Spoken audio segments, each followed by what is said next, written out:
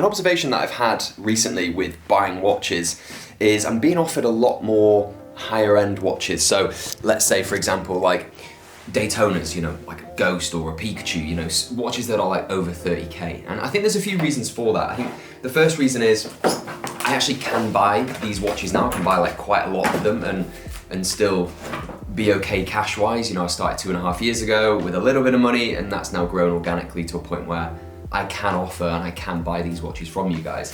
I think the second reason is probably because I've probably gained a lot of trust with people over the years. I've built some really good relationships with people that have many watches and can buy many watches from the AD, and if they want to sell it, a lot of people will keep coming back to me, which is absolutely amazing. I appreciate that so much. And then I guess I just said, you know, I'm 2.5 years in. I think when we talk about like building a business, building a brand, I think that I just have, I think I've grown my audience as well. While I've maintained and kept some really good relationships with existing clients, I think I've also been able to grow my audience, which is an amazing thing to do. And I always look at this business as like a 10-year thing. You know, I'm only a few years in, but I think where's this going to be in 10 years time? And it's really exciting to think how big this will be. But anyway, just an observation, and it's actually, I will show you this watch in a second, but it's if someone asked me, at what point did you feel like your business started to like take off and like get to the next level? I would genuinely only say probably in the last 3 to 5 months that it's gone to another level. And I'm trying to put my finger on why that is, but whatever the reason, I have to say thank you so much for trusting me and wanting to sell and buy watches with Watch Life. So anyway, this is a 2024 mint green Sky Dweller on the Jubilee bracelet, and it's a flipping nice watch. This is a full set. It has everything with it, all the links, and it's unworn, so that is available as of now. I've got some other watches here which are new in. So I've got the Sky Dweller. I have a 2017 Subdate, which is pretty much unworn, and it's full set, and it's also got the original receipt in there, if that makes any difference. So this is the 40mm because it's pre-2020, and yeah, really good. I'm actually selling this at a pretty good price, so that one probably won't be hanging around for too long. Thought this was a Daytona Ghost. It isn't. This is a full rose gold root beer, so this is a 126715. The two-tone is 11 at the end of the reference, CHNR.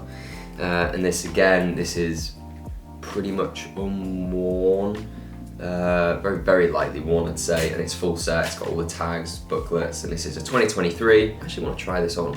It's not unworn, so I'm gonna try it on quickly. And then the final watch that I have got today is, what is it? Oh, it's a GMT Sprite, and actually that one has sold, so I need to head out in a bit. Do you know, I've mentioned a few times in videos that the GMT Root Beer two-tone is my most sold watch ever. I've sold more of that watch than any other model. But do you know what? Now, it's probably the GMT Sprite. So I have a 2022 here.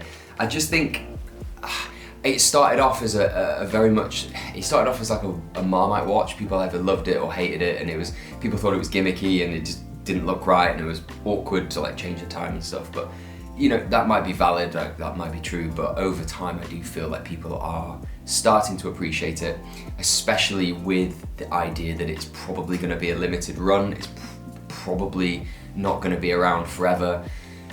I'm guessing, of course, I'm speculating, but it's one of those watches that I think when it goes, we might be like, damn, yeah, we had a good thing going there. But yeah, I think I've probably sold as many, if not more, GMT Sprites than the root beer now, and definitely more GMT Sprites on the Jubilee bracelet, which might argue the fact that the Jubilee is more popular overall. Okay, let's go drop this off with the client, and next thing I need to do, I need to go to Manchester tomorrow morning to buy 3 watches. So yeah, let's go spend some more money.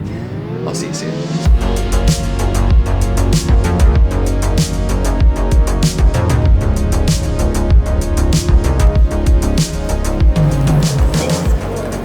So I'm in Manchester now, picking up a few watches. Just literally bought a white gold Yachtmaster 42 which is on Oysterflex, and that's a 2023. And I'm also buying a Daytona Ghost, which I mentioned earlier. I think that's probably why I mentioned it. I think it's a 2020. I think it's a 23. So I need to pick that up. And then I'm also picking up another watch that I'm not going to mention. So yeah, I just need to wait now for another guy to come meet me, and then meet the other guy. I'm being very vague here, I know, but fun fact, I tell you about my life on this channel. I lived in Manchester in 2020 for 6 months, so COVID hit, I quit my job.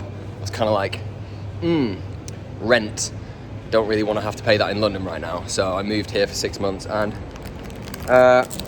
you know what? I didn't really enjoy it that much. It wasn't my favourite time to come to Manchester, but you know, I'm from the north. I've been here like all my life, so it didn't really do it for me. It didn't really tick my boxes, so one of those things. But also, everything was closed.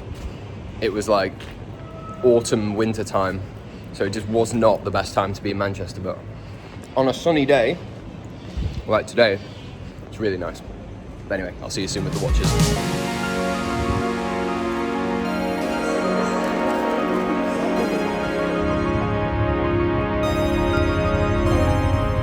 So, back from Manchester. There was supposed to be train strikes today, but the trains were running fine. Luckily, actually made the journey a lot easier, because I think as soon as people hear train strikes, they just think, you know what, I'm not going to travel for work today. I'm just going to stay at home and work remotely, which meant that I had a much easier, a more peaceful journey. But anyway, so what have I got? I have a 2024 Daytona Ghost. It's not 2023, it's actually 2024. The other watch I can't show you, unfortunately, but I would love to. I genuinely would love to have shown you that watch, because it's a really, really cool watch, but I can't. And then the other watch that I got was a white gold Yachtmaster on Oysterflex. This is a 42mm. I picked up 3 watches in Manchester today. Spent quite a lot of money. Let me work it out. About 100k is what I've spent today in Manchester. And I have, like I said, one more watch to go pick up, which is not an expensive watch. Pretty nice watch though. It's an Explorer 2 white dial. I need to head into central London to go pick that up, but there you have it. So tomorrow I need to go to Leeds, not for work, more for pleasure. I'm seeing some school friends. It's around my birthday time, so I'm meeting some friends, and I've got a half marathon on Sunday, doing the Leeds half, so wish me luck. If you want to follow my journey and see if I do well or not, you can follow me on Instagram, PhilReedX. If you want to buy a watch or sell a watch, obviously, _watchlife, as always. But thanks for watching, guys. I will see you in the next one. Bye-bye.